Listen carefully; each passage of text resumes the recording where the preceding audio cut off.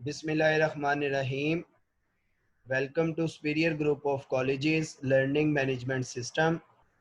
I am Muhammad Waqar Shoaib, your physics teacher. The chapter we are studying is chapter number 6, that is fluid dynamics.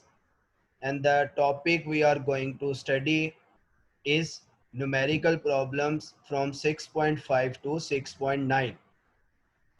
ये इस chapter का आखिरी lecture है, lecture number 8, जिसके अंदर आप लास्ट वाले जो 5 न्यूमेरिकल हैं इनको करेंगे।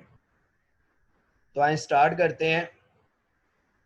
Numerical number 5, statement is an aeroplane wing is designed so that when the speed of the air across the top of the wing is 450 meter per second, the speed of the air below the wing is 410 meter per second. एक side पर आपको speed given है 450, एक side पर है 410। अब आपको पता है कि एयरप्लेन का जो विंग होता है, क्योंकि उसको अपलिफ्ट मिलनी होती है, तो इसलिए हम क्या करते हैं कि अपर साइड पे जो स्पीड है एयर की वो ज्यादा होती है ताकि प्रेशर ड्रॉप हो सके। तो फिर हम इसको V1 का नाम दे देंगे अपर साइड को, और लोअर साइड को हम V2 का नाम दे देंगे 410 metre per second. What is a pressure difference? अब आपको पता है कि प्रेशर जो है ना वो बिलो ज्यादा होना है और अपर साइड पे लेस होना है। तो फिर आपने P2 माइनस P1 निकालना होगा। अगर आपने लोअर साइड को 2 का नाम दिया, अपर साइड को 1 का नाम दिया हुआ है। अगर आपने क्या किया हुआ है कि अपर साइड को 2 का, लोअर साइड को 1 का नाम दिया हुआ है, तो ये V2 हो जाएगा, ये V1 हो जाएगा, फिर आपने P1 माइनस P2 निकालना होगा। मेरी बात को जरा ध्यान से समझिएगा कि आपको कैसे पता लगेगा आपने क्या फाइंड करना है। आपने अपनी उस प्रॉब्लम को खुद से जो है ना वो नाम देने हैं कि आप अपर विंग साइड को 1 का नाम दे रहे हैं या 2 का नाम दे रहे हैं, लोअर साइड को किसका नाम दे रहे हैं, उसके मुताबिक प्रेशर डिफरेंस आप कैलकुलेट करेंगे। और डेंसिटी ऑफ एयर जो कि कांस्टेंट है 1.29 किलोग्राम पर मीटर क्यूब। अब देख लें जी, इसी तरह से उसने अपर साइड को 450 मीटर पर सेकेंड मतलब 1 का नाम दिया हुआ है, लोअर साइड को V2 410 का नाम दिया हुआ। आप इसको चेंज भी कर सकते हैं। अब V1 को भी 410 कह सकते हैं और V2 को 450 भी कह सकते हैं। फिर यहां फर्क आ जाएगा। आपने याद रखना है कि लोअर एंड पे जो है ना वो प्रेशर ज्यादा होता है। लोअर एंड को आपने क्योंकि 2 का नाम दिया तो इसका मतलब आपने P2 माइनस P1 निकालना है। तो ये कॉमन मिस्टेक है जो कि बच्चे करते हैं, तो इसलिए ध्यान रखिएगा। डेंसिटी आपको गिवन है। अब आप क्या करें, बर्नौलीज इक्वेशन यूज करें। P1 plus half rho V1 square plus rho GH1 is equal to P2 plus half rho V2 square plus rho GH2। इसमें से P2 माइनस P1 को सेपरेट कर लें। H1 और H2 दोनों बराबर इसलिए क्योंकि एक ही विंग है, उनकी जो हाइट है वो सेम होगी, तो दोनों आपस में रो GH जो है ना वो कट जाएंगे। तो रिमेनिंग आ जाएगा half rho V1 square minus half rho V2 square. यहाँ से हाफ रो को भी कॉमन ले लें। उसके बाद आप वैल्यूज पुट करें, 450 स्क्वायर माइनस 410 स्क्वायर। आप स्क्वायर करें, डिफरेंस करें, 1.29 से मल्टीप्लाई करें, 2 से डिवाइड करें, तो 20,000 पास्कल आ जाएगा, जिसको आप 20 किलो पास्कल का नाम देंगे।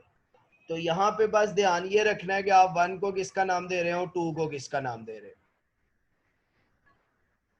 नेक्स्ट है जी numerical number 6। The radius of aorta is about 1 centimeter and the blood flowing through it has a speed of 30 centimeter per second. Calculate the average speed of the blood in the capillaries using the fact that through each capillary has a diameter of this 8 into 10 raised per 4 centimeter. There are literally millions of them, so that their total cross sectional area is 2000 centimeter cube. तो क्योंकि area का, speed का, velocity का जिक्र है, तो ultimately आप क्या लगाएंगे यहाँ पे, इक्वेशन ऑफ कंटिन्यूटी यूज करेंगे। तो आप देखें, आपको रेडियस ऑफ एरोटा गिवन है R1 1 सेंटीमीटर 10 रेज़ पर माइनस 2 मीटर, वेलोसिटी गिवन है 30 सेंटीमीटर पर सेकेंड, यानी 30 इंटू 10 रेज़ पर minus 2 metre per second. Total cross sectional area जो आपको गिवन है उसने देखे एक का बताया डायमीटर ये है, जबकि टोटल एरिया भी बता दिया, तो फिर आप एरिया को ही लेंगे। 2000 सेंटीमीटर स्क्वायर को आप 2000 10⁻⁻⁴ मीटर स्क्वायर 0.2 मीटर स्क्वायर भी लिख सकते हैं। आपने वेलोसिटी निकालनी है, तो by using equation of continuity a1 v1 is equal to a2 v2, आप इसको रेडियस में चेंज कर दें। पाई r1 स्क्वायर v1, इसको इसलिए नहीं चेंज करेंगे क्योंकि इसका एरिया ही गिवन है आपको। तो यहाँ से v2 को सेपरेट करने के बाद वैल्यूज पुट करें। जब आप वैल्यूज पुट करेंगे तो आंसर आ जाएगा 5 × 10⁻⁴ metre per second. Numerical number 7, how large must a heating duct be, इसका मतलब आपने रेडियस निकालना होता है। If air moving 3 metre per second, speed given है, along it can replenish the air in the room of 300 metre cube volume every 15 minute. तो ये volume है और ये टाइम है। assume that the air density remains constant, तो यहाँ पर भी आप इक्वेशन ऑफ कंटिन्यूटी ही यूज करेंगे।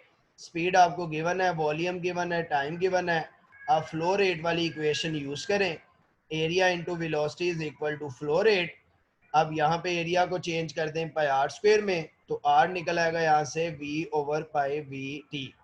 जब आप इनको सॉल्व करेंगे तो आंसर आ जाएगा 0.19 मीटर। अब इसको सेंटीमीटर में भी रिटर्न कर सकते हैं, मतलब 19 centimetre.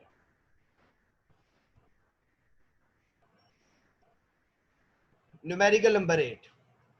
An airplane design call for lift due to the net force on the moving air on the wing is about 1000 newton metre of the wing area. ये उसको प्रेशर का डिफरेंस मिला है जिससे लिफ्ट हुई है। इसका मतलब आप इसको P1 माइनस P2 का नाम देना चाहें तो फिर अंडरस्टूड होगा कि आप लोअर एंड को 1 का नाम दे रहे हैं और अपर एंड को 2 का नाम दे रहे हैं। अगर आप इसको P2 माइनस P1 कहते हैं तो इसका मतलब है कि आप लोअर एंड को 2 का और अपर एंड को 1 का नाम दे रहे हैं। Assume that the airflow pass of the wing if the speed of the flow pass the lower wing। अब आप उसी तरह से नाम देंगे। अगर आपने ये P2 माइनस P1 लिखा हुआ है, अपर एंड को जो है ना वो 1 का और लोअर एंड को 2 का नाम दिया हुआ है, तो फिर आपने इसी तरह से 160 का नाम देना और दूसरे एंड पर आपने स्पीड इसकी कैलकुलेट करनी है। और आपको डेंसिटी गिवन है 1.29। तो सिमिलरली जी P1 minus P2 1000 and newton per metre square. Speed below the wing जो है वो 160 और आपने अपर साइड पे निकालनी है। तो पहले तो अंडरस्टूड होना चाहिए कि आंसर जो है ना V2 यानी जो लोअर साइड है वहां पे अगर स्पीड 160 है तो इसका मतलब है अपर साइड पे ज्यादा ही निकलेगी उसकी। तो आप जो है ना वो स्पीड भी जब कैलकुलेट करेंगे तो ध्यान रखिएगा कि आपका आंसर क्या निकलना चाहिए। V1 आपने निकालना है तो बाय बर्नौलीज इक्वेशन यहाँ से हाइट कैंसिल आउट इसलिए हो जाएगी क्योंकि एक ही विंग है तो वो कट जाएंगी। तो बाकी आपने क्या करना है, V1 को कैलकुलेट करना है। अपनी इक्वेशन को जो है वो इस तरह से मैनेज करें कि V1 सेपरेट हो जाए। फिर आप उनके अंदर वैल्यूज की सारी वैल्यूज गिवन है, सब वैल्यूज पुट करें। पुट करने के बाद आप आंसर देखेंगे 165 मीटर पर सेकेंड आ जाएगा। इस वक्त तो कैलकुलेशन से V1 सेपरेट करके निकाला गया, आप इसको अलग भी कर सकते हैं, सब वैल्यूज के आंसर निकालें उसके बाद इसको आप अलग कर लें। तो यहाँ देखें विंग की अगर 1 मीटर गिवन है तो आप H1 माइनस H2 की जगह 1 मीटर भी यूज कर सकते हैं, तो उसके मुताबिक आपकी वैल्यू आ जाएगी। लास्ट न्यूमेरिकल है जी, what gauge pressure is required in the city mains for a stream. तो गेज प्रेशर मतलब P1 माइनस P2 निकालें आप। तो वर्टिकल हाइट का डिफरेंस देखें 15 मीटर है, इसका मतलब है H2 माइनस H1 है। तो इसमें भी बर्नौली इक्वेशन यूज करेंगे। H1 माइनस H2 गिवन है, P2 माइनस P1 आपने कैलकुलेट करना है। इक्वेशन यूज करके आप वेलोसिटी को जो है ना वो कैंसिल आउट कर देंगे क्योंकि वो गिवन नहीं है। तो वैल्यू आपके पास आ जाएगी 1.47 10⁵ पास्कल इसकी वैल्यू आ जाएगी। तो यहाँ से आप क्या कर सकते हैं, उसके जो है ना वो गेज प्रेशर कैलकुलेट कर सकते हैं। ये बेटा जी इसके कंप्लीट न्यूमेरिकल्स थे।